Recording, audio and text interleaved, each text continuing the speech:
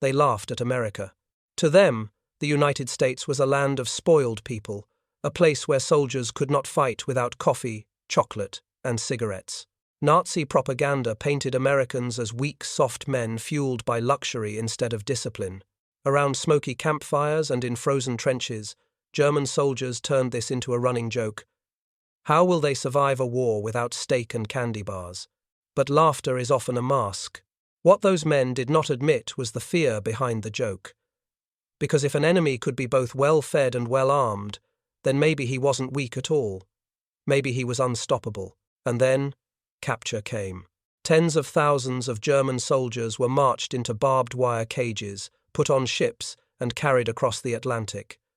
They braced for cruelty, for starvation, for humiliation. Rumors swirled in the dark holds of troopships that America would starve them into submission, or worse. Yet what awaited them was not hunger. It was a revelation, one that began with the simplest of things. A meal. What happens when propaganda collides with reality? How do mocking laughs turn into stunned silence at a wooden table in a POW camp? And what does it say about a nation when it can feed its enemies better than they had fed themselves in war? This is not just a story about food. It's a story about power, perception, and the quiet confidence of a country strong enough to win with both strength and mercy. So let's step inside the mess halls of America's prisoner of war camps and discover how the taste of bread, meat, and coffee could shatter an empire's illusion. 1. Propaganda and the mockery of abundance. In Nazi Germany, food was never just food. It was turned into a story, a weapon of words, as much as rations. The regime's Ministry of Propaganda, under Joseph Goebbels, painted a very clear picture. America was soft, its people were spoiled. Its soldiers could not fight without luxuries. Radio broadcasts declared that American GIs survived on Coca-Cola, chewing gum, and canned fruit. Newspapers joked that US troops were more likely to carry chocolate bars than rifles. On the front lines, those words filtered down into trench humor. Around smoky campfires, German soldiers mocked their enemy as men who needed steak and sweets to make it through a day of war. The contrast became a point of pride. German soldiers prided themselves on black bread, thin cabbage soup, and watered-down beer. To them, suffering was proof of strength. Hardship forged endurance. And so, if the Americans needed butter and coffee, it meant they were weak. Photographs of smiling GIs with cigarettes in hand only seemed to confirm the story. The laughter grew louder. But propaganda often hides an uncomfortable truth. It's easier to laugh at abundance than to admit what it really represents. Because behind every chocolate bar, every can of fruit, and every hot meal was something frightening to the German soldier. An economy powerful enough to feed its people in war and still send luxuries across the ocean. Here lies the first lesson. Propaganda isn't always about your enemy, it's about yourself. The German army mocked American abundance, not because it was laughable, but because it was enviable. Mockery was easier than admitting fear, and soon that mockery would be tested. Because when surrender came, and German soldiers were stripped of their weapons and marched toward captivity, the question was no longer rhetorical. They would finally discover whether America's abundance was weakness or something far more powerful. 2. Fear of capture and rumors on the front. When surrender finally came, the bravado began to crack. In North Africa, in Italy, and later across France, tens of thousands of German soldiers laid down their arms. They were stripped of rifles and marched into barbed wire cages under Allied guard. And as the reality of captivity sank in, so did the uncertainty. What would happen next? Rumors filled the silence. Some swore that in America, prisoners would be starved to skin and bone. Others whispered of brutal forced labor in mines until men collapsed underground. A darker rumor suggested quiet executions, far from Europe, where no one would ever know. The fear wasn't unfounded. They had seen what the war could do. Those captured by the Soviets often vanished into labor camps, their fates unknown. Many never returned. So when German soldiers thought of crossing the ocean into the hands of another enemy, the imagination grew wild. And yet, pride lingered. On the long voyage across the Atlantic, prisoners hid their fear behind bitter jokes. Let's see how these spoiled Americans feed us. Some sneered, loud enough for guards to hear. Laughter echoed in the cramped holds of troopships, but it was thinner now, stretched over a foundation of unease. Every clang of a pot from the ship's galley, every faint smell of food drifting through the steel walls reminded them of what lay ahead. They braced for cruelty. They braced for hunger. They braced for humiliation. Here is the lesson. Fear feeds on silence. In the absence of truth, rumors grow loud.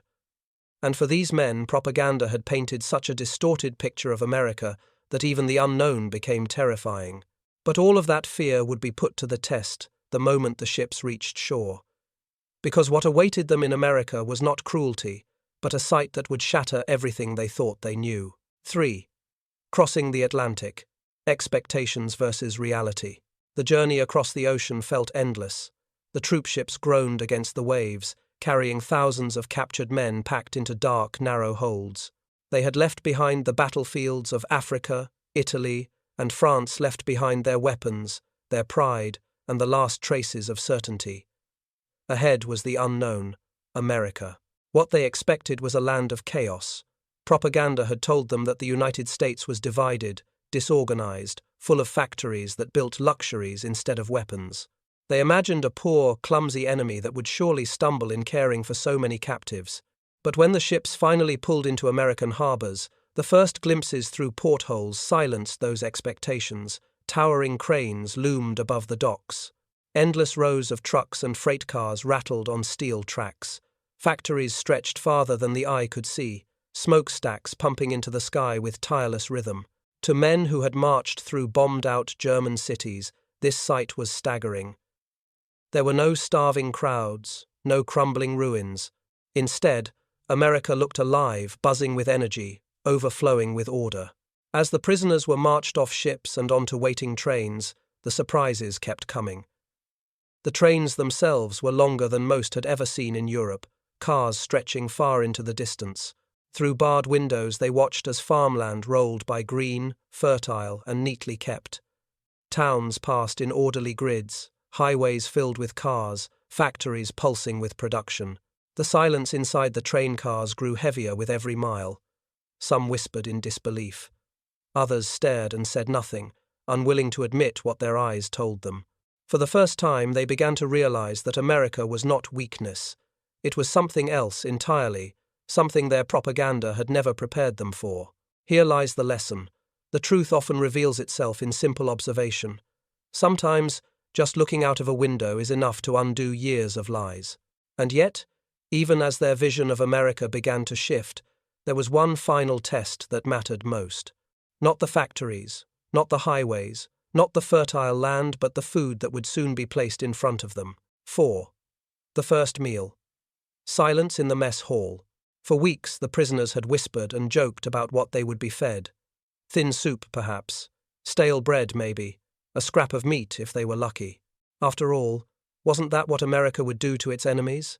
When they marched through the gates of the POW camps lined with barbed wire, watchtowers, and guards, they braced for the moment of humiliation. The mess hall doors opened, and the smell of cooking drifted out. It was not the sour odor of cabbage water or boiled turnips. It was richer, fuller, almost overwhelming. Inside, long wooden tables stretched in neat rows, and from the kitchens came plates piled higher than they thought possible. Bread, soft and fresh, meat with vegetables, sometimes even potatoes with gravy, and on some days, steaming mugs of coffee, real coffee, not the bitter barley substitute they had grown used to in Germany. The first meal silenced them. Forks clinked, spoons scraped, but few words were spoken. Men who had marched through war, hungry and hollow-cheeked, now stared at plates that looked like feasts. Some muttered bitter jokes that they were eating better in captivity than their families back home. Others didn't speak at all, afraid that if they did, the moment might vanish. For many, the shock was more than physical. It was psychological. This was not the cruelty they had braced for. It was not weakness either. It was abundance so steady and confident that it could even be shared with enemies. Here lies the lesson. Sometimes the most powerful weapon is not a gun, but generosity. Abundance can silence pride more deeply than punishment ever could. But what stunned the prisoners most was not the first meal. It was what came after. Because as the days passed, they would realize this was not an exception, not a show of mercy for newcomers. This abundance was routine, and that routine would change everything. 5. Daily rations and the power of routine. The first meal was shocking. But what truly unsettled the prisoners was what came next, the routine. Day after day, the food kept coming. Breakfast meant bread with butter or jam, sometimes eggs or oatmeal, and on good mornings, even bacon. Midday brought stews thick with beans, peas, or lentils, often with chunks of meat. Dinner might be roast beef, pork chops, or chicken with potatoes, gravy, and vegetables. On Sundays or holidays, there were desserts, pies, puddings, or canned fruit that tasted almost unreal. And above all, there was coffee. For Germans who had lived for years on substitutes made of barley or acorns, the smell of real coffee in the mess hall was almost more powerful than the sight of guards with rifles. It was daily proof that they were not in a land of shortages, but in a land of plenty. The change in their bodies told the story. Men who had marched into captivity thin and sunken began to gain weight. Hollow cheeks filled out. Uniforms loosened around growing frames. American medical officers observed the irony with dry humor. German soldiers were healthier in captivity than they had been while fighting for the Reich. The numbers tell the truth. By 1944, German civilians survived on roughly 1,500 calories a day, barely enough to endure. American POW rations, by contrast, often reached 3,000 calories, not lavish dining, but steady, nourishing abundance. Here lies the lesson. Strength is not measured only in weapons or victories. It is measured in the ability to sustain, to provide, to feed millions, even enemies, without strain. America's abundance was not a one-time gesture. It was a system, a machine of logistics that never faltered. But abundance did more than fill stomachs. It stirred questions that would echo through the barracks, whispered at night between men who once mocked America's weakness. And those questions would begin to divide them. 6. Reactions behind barbed wire. At first, the laughter continued, thin, uneasy laughter in the barracks at night. Some prisoners joked that the Americans were trying to fatten them up like pigs before slaughter. Others whispered that it was a trick, a psychological ploy to soften their will. But with every passing day, the routine never changed. The plates stayed full, the coffee stayed hot, and slowly, the jokes began to fade. Letters from home told a harsher story. Wives wrote of waiting in ration lines for hours, only to come home with turnips and little else. Children went months without meat. Coffee was a memory, stretched with barley or acorns. Inside the camps, those same men sat down to meals that seemed endless. Some felt guilt. Others felt shame. A few stopped writing about the food altogether, afraid that honesty would wound the families they loved. Arguments broke out. Hardcore Nazis insisted that American abundance was weakness, that comfort would rot the spirit. But many others quietly admitted what they saw with their own eyes. This was not weakness. This was power. For the first time, cracks appeared in the certainty that the Reich had fed them for years. If America could fight a war on 2 continents, feed its citizens, supply its allies, and still feed its enemies daily, what did that say about the world they thought they understood? Here lies the lesson. Abundance doesn't just nourish bodies, it reshapes beliefs. Every spoonful of stew, every steaming mug of coffee chipped away at the story they had once believed. And soon, those meals would lead them to an even deeper realization, not just about America's food, but about America's strength itself. 7. America's quiet weapon, feeding enemies with strength. As weeks turned into months, the true weight of America's abundance revealed itself.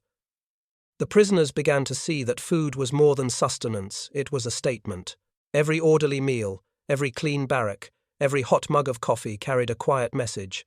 We are strong enough not only to defeat you, but to care for you. It was a kind of power the Germans had never imagined, not brutal, not shouted through propaganda, but steady and confident. The contrast was stark. Stories trickled into the camps about fellow soldiers who had fallen into Soviet hands. There, starvation was the rule, cruelty a weapon. Many never returned. Against that backdrop, America's approach seemed almost unbelievable. To be treated not with starvation, but with routine meals and humane conditions, it was a form of psychological warfare more effective than punishment. Some prisoners clung to ideology, declaring that German discipline would outlast American comfort. But others, quietly, began to admire what they experienced. For them, the mess hall became a classroom. The lesson was not spoken aloud, but it was clear. True strength is not proven by breaking your enemy, but by having the confidence to feed him. Years later, some of these men would return home and speak of what they had seen of steaming kitchens, orderly camps, and the strange fact that they ate better in captivity than their families did in Germany. A few never went back at all, choosing instead to build new lives in the very country they had once mocked. Here lies the lesson. Cruelty may win obedience, but kindness can win respect. And in that quiet respect, America wielded a weapon far stronger than propaganda could ever match. But perhaps the most lasting effect of all was not what happened in the camps, but what the prisoners carried home. Because those meals, simple as they were, left an impression that shaped how they, and later, their nation saw America. 8. The larger lesson: abundance as a measure of strength. In the end, what began as laughter ended in silence. The German soldiers who once mocked America's luxuries discovered something they could not have imagined. Abundance was not weakness, it was strength.